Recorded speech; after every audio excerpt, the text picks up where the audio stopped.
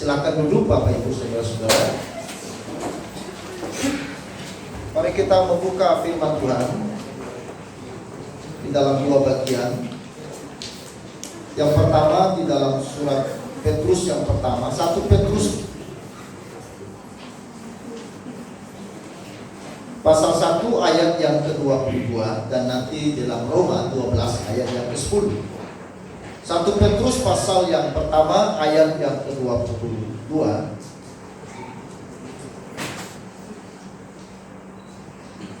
Mari kita baca bersama-sama. 1, 2, 3. Karena kamu telah menyucikan dirimu oleh ketaatan kepada kebenaran, sehingga kamu dapat mengamalkan kasih persaudaraan yang tulus ikhlas. Hendaklah kamu bersungguh-sungguh saling mengasihi dengan segenap hati. Kemudian bagian yang kedua, Roma pasal 12 ayat 10. Roma 12 ayat yang ke-10 kita baca dengan suara yang keras. 1, 2, 3. Hendaklah kamu saling mengasihi sebagai saudara dan saling mendahului dalam memberi hormat. Amin. Berbahagialah kita saudara-saudara, teman-teman remaja pemuda yang merayakan Natal pada malam ini.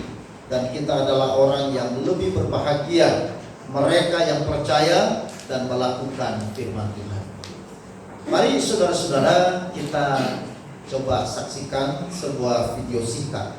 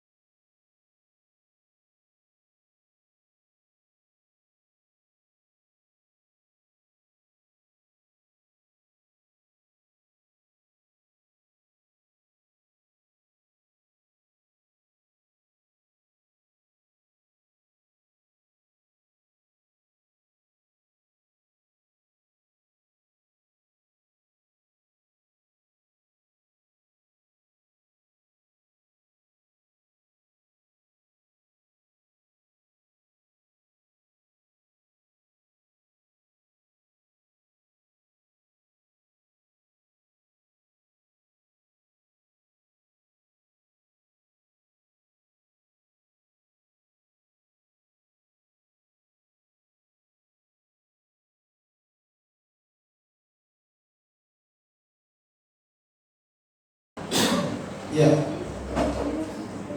saudara-saudara yang kekasih, dua orang yang berbeda, yang tidak sama, punya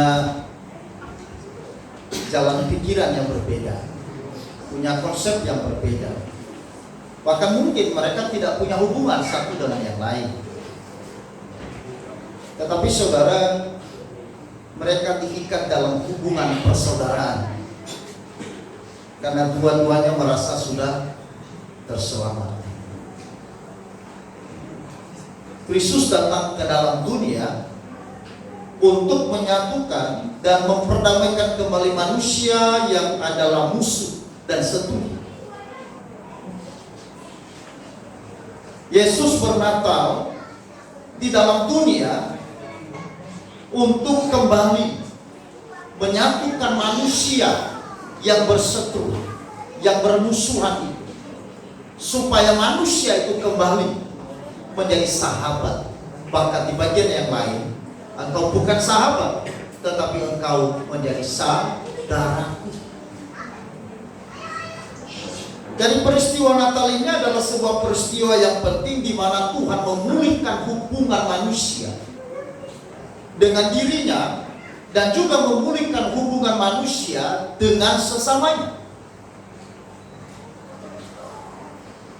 Karena itu di dalam bacaan kita malam ini, Petrus menuntut bagi orang Kristen untuk memiliki kasih persaudaraan yang dibangun dalam semangat yang tulus ikhlas, yang sungguh-sungguh dan dengan segenap hati. Artinya bahwa tidak pura-pura, ya, tidak munafik, tidak sekedar luapan emosi atau ungkapan kata-kata. Ada satu pujian, kau saudaraku, kau saudaraku. Kita saling memandang. Tetapi pertanyaannya, apa betul orang yang kau pandang itu saudara?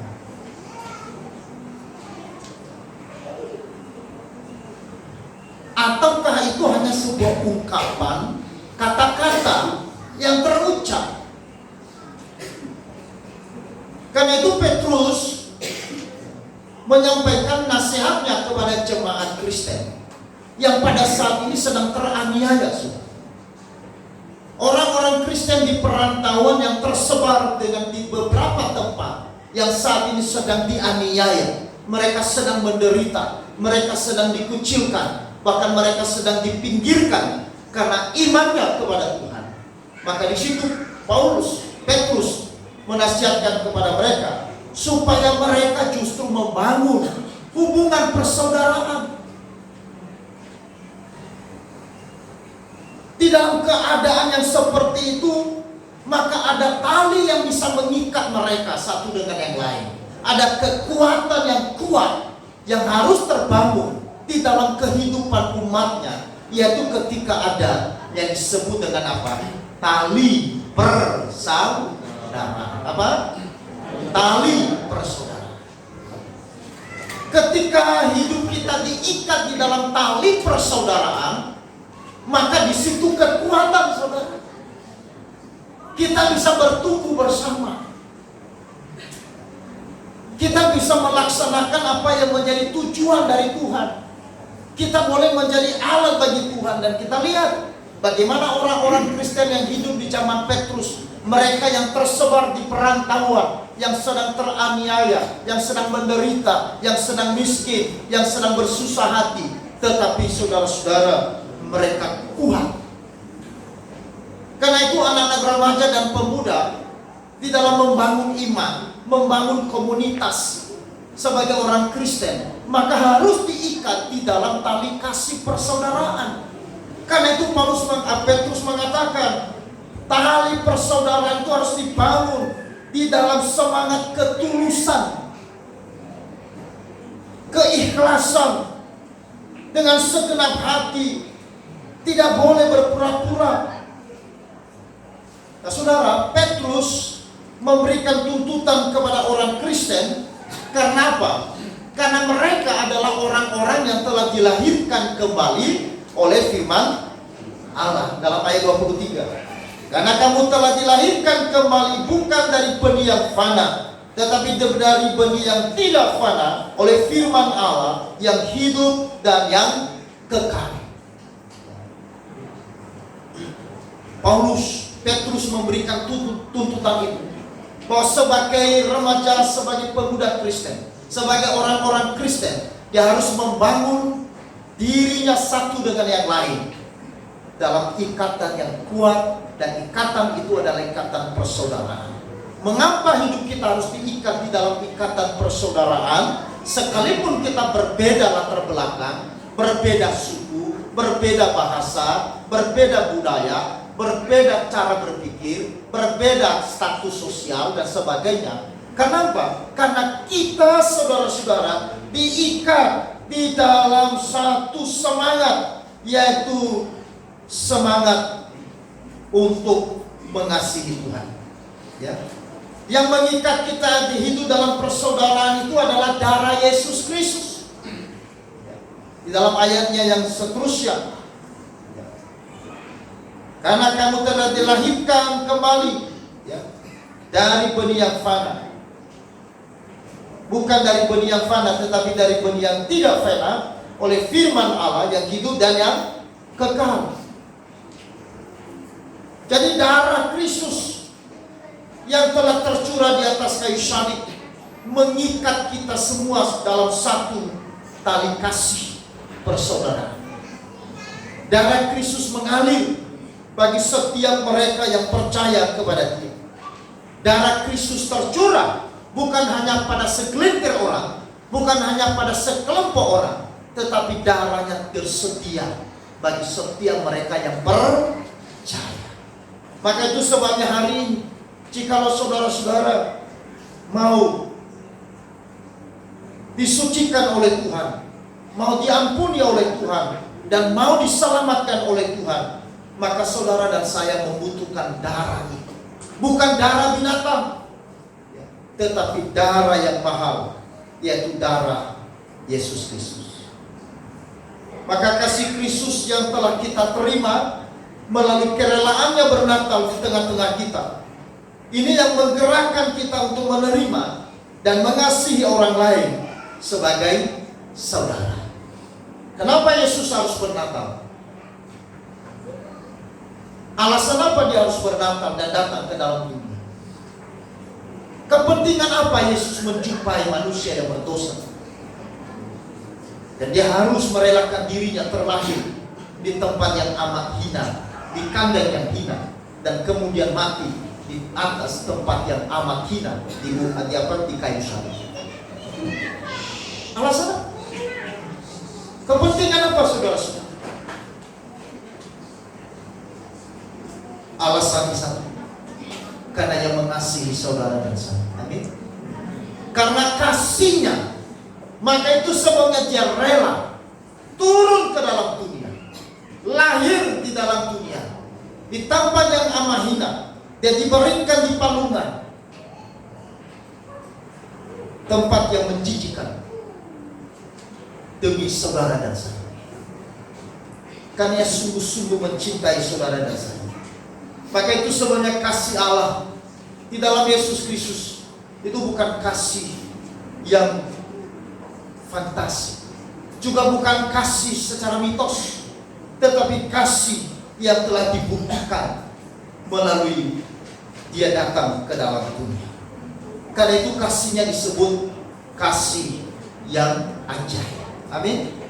Kasih yang ajaib. Kenapa kasih Kristus adalah kasih yang ajaib? Karena Yang mengasihi, kemudian Dia datang, mati, menderita di dalam dunia, bukan untuk mereka yang mengasihi Dia, bukan untuk mereka yang menerima Dia, tetapi justru bagi mereka yang sedang memusuhinya dan yang sedang di dalam dosa. Itulah sebabnya Kristus datang di tengah-tengah dunia bukan pada siang hari, tetapi Dia lahir pada malam hari. Ini melambangkan kegelapan karena dosa manusia. Di tengah-tengah kegelapan dosa manusia, maka di sana terang itu hadir, terang itu terbit, terang itu muncul, memberikan harapan bagi manusia yang tinggal di dalam kegelapan, bahwa ada pengharapan akan hidup yang kekal. Tidak ada siapapun yang bisa melakukan hal itu. Tidak ada yang bisa melakukan dan menyelamatkan manusia dari dosa. Karena semua manusia telah berbuat dosa. Artinya bahwa semua manusia telah mati. Maka satu-satunya yang bisa menyelamatkan manusia dari kematian dan kebinasaan karena dosa, itu adalah Pencipta. Tidak ada pendiri agama, tidak ada tokoh agama siapapun yang bisa menyelamatkan manusia dari keberdosan. Satu-satunya yang bisa menyelamatkan manusia dari dosanya adalah Pencipta. Amin. Itulah sebabnya saudara, bagaimana Pencipta menyelamatkan manusia? Maka Allah itu adalah Allah yang adil. Maka di dalam keadilannya, maka dia harus menghukum manusia yang berdosa. Allah yang suci, dia harus menghakimi manusia yang berdosa. Karena itu saudara-saudara yang harus datang ke dalam dunia untuk menegakkan keadilan bagi manusia yang berdosa, bahwa setiap dosa harus mati. Dan yang kedua, ia datang ke dalam dunia untuk membuktikan kasihnya kepada manusia yang berdosa, bahwa ia pun rela menggantikan manusia yang berdosa di atas penghukuman dosa. Itulah sebabnya Kristus harus lahir ke dalam dunia, menjadi sama dengan manusia, bahkan lebih rendah dari manusia, karena dia mengambil tempat yang amat hina, lebih hina dari manusia. Dia tertolak oleh manusia, dia disingkirkan oleh manusia, bahkan dia dihina oleh manusia. Tetapi kepada manusia yang menghinanya, kepada manusia yang menolak, kepada manusia yang sedang memusuhinya, ia datang sebagai saudara. Ia datang sebagai juru selamat untuk menyelamatkan dan memulihkan. Makanya ketika Yesus disalib di atas kayu salib, saudara tahu peristiwa yang luar biasa dan ajaib, yang tidak pernah terpikirkan oleh akal manusia. Bagaimana Allah yang Maha Suci mengampuni penjahat yang sedang menghina kepada dia. Itu adalah kasih dari Allah. Ketika penjahat di sebelah kanan berkata, Yesus, kalau hari ini engkau ke Firdaus, ingatlah akan aku. Saat Yesus mengatakan, hari ini pun engkau bersama-sama dengan aku di dalam Firdaus. Kasih Allah yang menggerakkan kita untuk kita menerima dan mengasihi orang lain sebagai saudara. Karena itu yang dilakukan oleh Kristus. Teladan yang dinyatakan oleh Kristus, diperlihatkan oleh Kristus kepada kita sewaktu ia datang ke dalam dunia, sampai yang mati di atas kayu salib. Itu teladan penerimaannya kepada manusia yang berdosa. Maka waktu dia datang ke dalam dunia, itu artinya Yesus menerima saudara dan saya apa adanya. Karena itu Paulus Petrus mengatakan, kita adalah orang-orang yang telah menerima kebenaran Allah. Kita adalah orang-orang yang telah merasakan kasih dan penerimaan dari Tuhan melalui pengampunannya di atas kayu salib. Darahnya tercurah bagi penebusan dosa-dosa saudara dan saya. Maka demikian juga kita sebagai anak-anaknya terpanggil untuk apa? Untuk menerima dan mengasihi orang lain sebagai saudara. Semangat ini saudara-saudara adalah menjadi semangat Natal bagi remaja dan pemuda dan bagi kita sekalian. Artinya bahwa tiap kali kita merayakan Natal, kita diingatkan supaya kita pun juga menerima dan mengasihi sesama kita sebagaimana adanya mereka. Karena itu perayaan Natal merupakan momen positif untuk membagikan energi serta optimisme baru dalam membangun ikatan persaudaraan di antara kita. Natal saudara adalah ruang refleksi untuk menyadarkan kita untuk hidup sebagai pembawa kedamaian bagi semua orang. Kita hadir sebagai anak-anak remaja, sebagai anak-anak pemuda Kristen di tengah-tengah dunia ini seperti apa? Saudara, di dalam refleksinya kita merayakan Natal ini, biarlah kita menjadi sebagai hadiah Natal. Ketika kita menjadi sahabat dan saudara bagi semua orang, biar kita juga menjadi terang atau lilin Natal yang selalu ada di dalam momen perayaan Natal. Artinya bahwa ketika kita menerangi jalan hidup kita dan sesama dengan kebaikan, kesabaran, kegembiraan, dan kemurahan hati, maka saudara dan saya telah menjadi apa? Lilin terang. Jadi peristiwa Natal yang kita rayakan tiap tahun bukan sekedar kita menyalakan lilin, tetapi menjadi sebuah refleksi bagi saya, bagi saudara, bahwa Tuhan menghendaki saya menjadi lilin terang dimanapun saya ada. Saya sebagai anak remaja, saya harus menjadi lilin dan terang di tempat saya bersekolah, di tempat saya berkomunitas, di tempat saya bekerja, di tempat saya tinggal. Saya sebagai anak-anak remaja tidak boleh sama dengan anak-anak yang lain. Makanya di dalam Roma 12 dikatakan janganlah kamu serupa dengan dunia ini. Saudara, kita boleh tinggal di dalam dunia yang sama, kita boleh tinggal di tempat yang sama, tetapi kita tidak boleh hidup sama dengan mereka yang tidak mengenal Tuhan. Amin. Karena itu saudara-saudara, anak-anak remaja, orang-orang Kristen, pemuda-pemuda Kristen diutus ke dalam dunia, tinggal di dalam dunia, hadir sebagai terang, sebagai lilin yang menyala, yang menerangi kehidupan di sekitar kita. Jangan ikut-ikutan.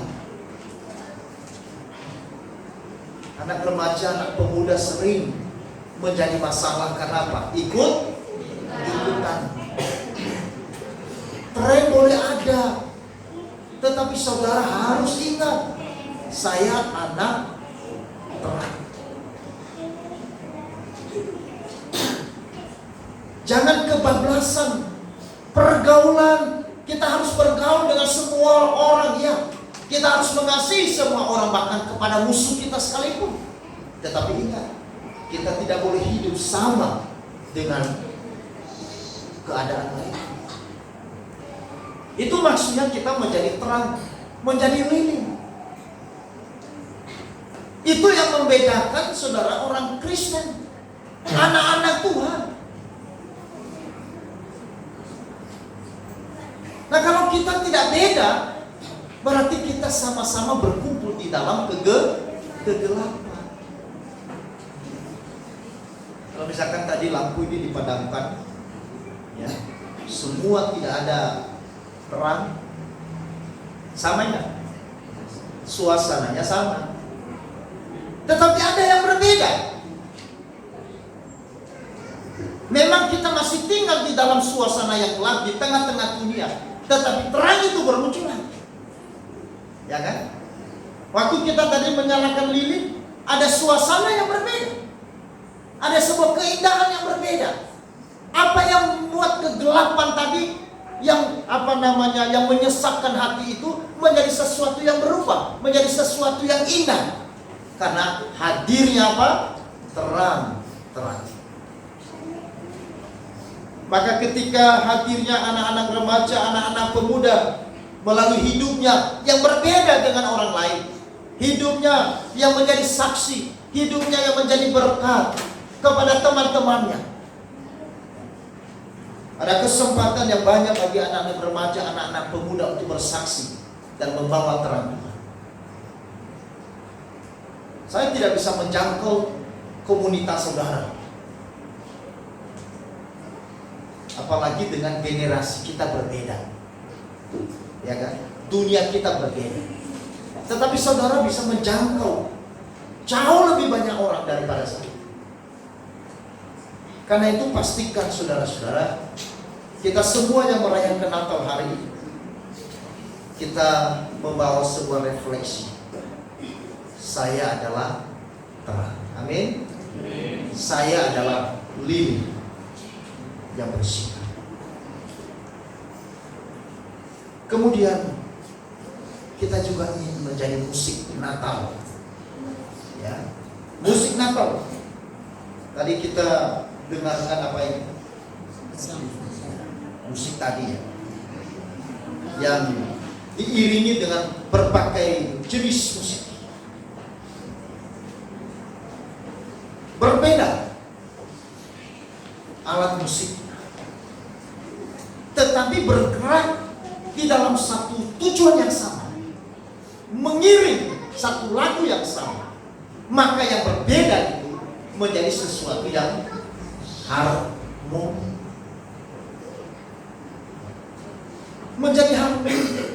menjadi sesuatu yang indah, sesuatu yang enak didengar, sesuatu yang menyenangkan hati. Kenapa? Karena boleh berbeda, tetapi kita satu sebagai saudara.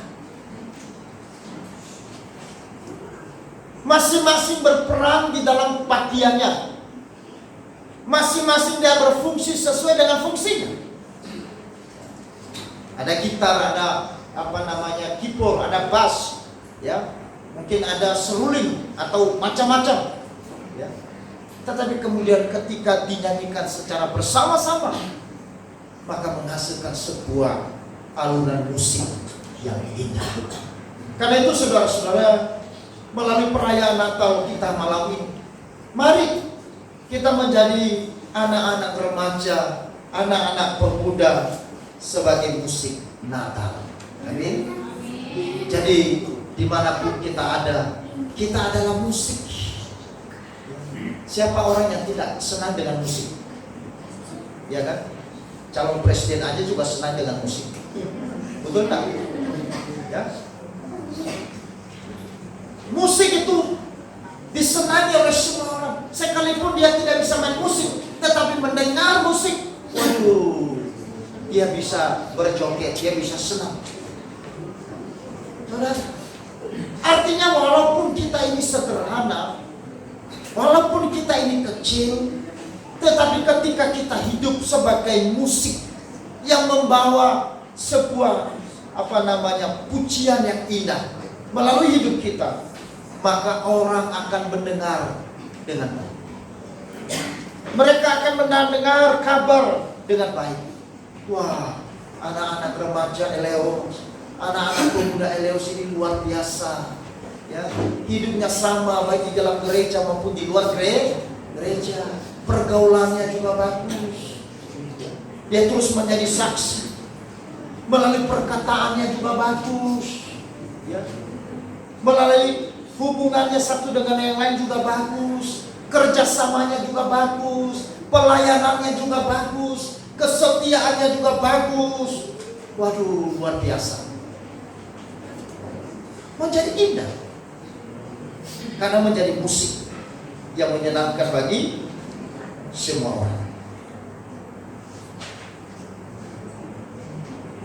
Ketika kita menyelaraskan ke dalam batin dengan nada-nada keharmonisan yang mampu memelihara perbedaan di antara sesama, menjadi sebuah alunan musik yang indah. Saudara, hendaklah kita menjadi saudara yang diikat di dalam kasih daripada Kristus, dalam semangat persaudaraan. Karena Kristus telah mengasihi kita, telah menerima kita satu dengan yang lain, dengan apa adanya kita. Karena itu mari kita pun juga saudara menjadi pembawa damai bagi dunia di sekitar kita. Karena itu biarlah kita memiliki doa dan kerinduan yang sama seperti doa Fransiskus dari Assisi.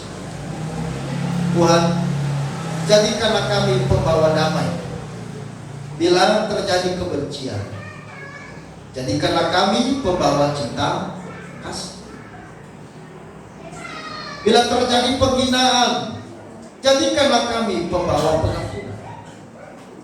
Bila terjadi perselisihan, jadikan kami pembawa kerukunan karena saudara.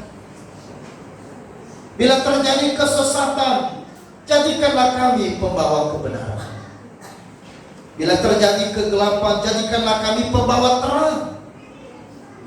Tuhan, semoga kami ingin untuk lebih menghibur daripada dihibur, lebih ingin memahami daripada dipahami, lebih ingin mencintai daripada dicintai.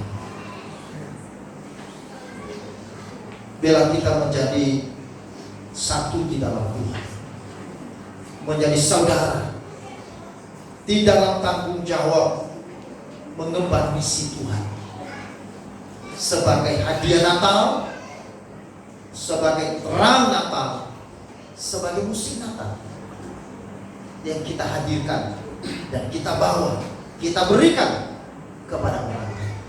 Bukan hanya kepada saudara kita seiman, tetapi panggilan kita membawanya kepada semua orang. Amin. Karena kesukaan besar itu bukan hanya kepada umat Israel. Berita kesukaan itu bukan hanya disampaikan hanya kepada para gembala, bukan hanya kepada Maria dan Yusuf, tapi berita kesukaan itu disampaikan bagi seluruh dunia.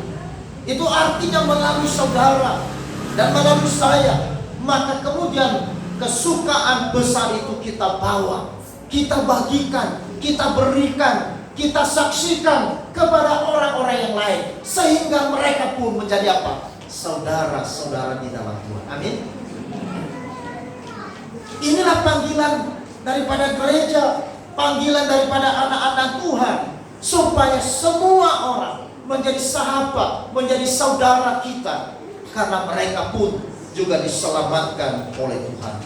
Mereka pun juga saudara membutuhkan keselamatan. Karena itu di dalam persaudaraan, membangun ikatan persaudaraan, dibutuhkan namanya kerja sama. Ada saudara tetapi tidak seperti saudara. Saudara, kadang-kadang begitu ya.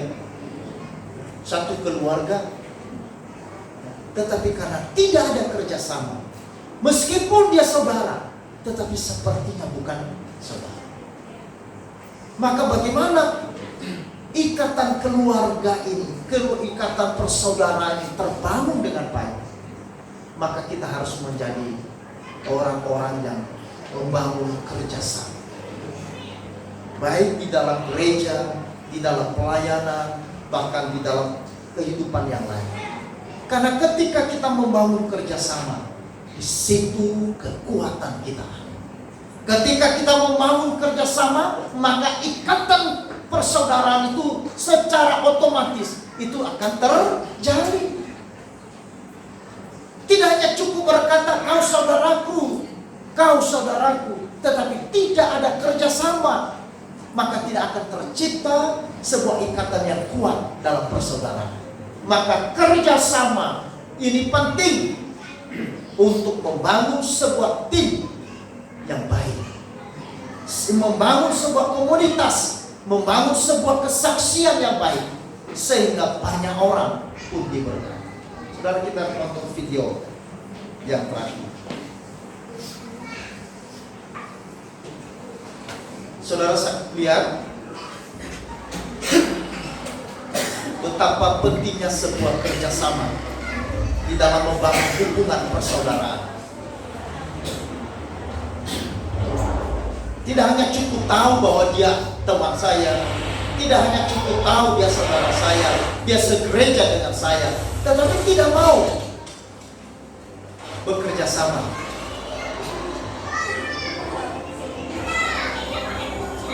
Ada tantangan besar, tetapi ketika kita diikat di dalam ikatan persaudaraan, dibangun dalam semangat kebersamaan, kita pasti akan menjadi orang-orang yang menang. Semut yang kecil ini menghadapi tantangan yang besar. Tetapi saudara lihat, ketika mereka menyatu dalam ikatan persaudaraan, dalam kerjasama yang kuat, yang besar menjadi kali.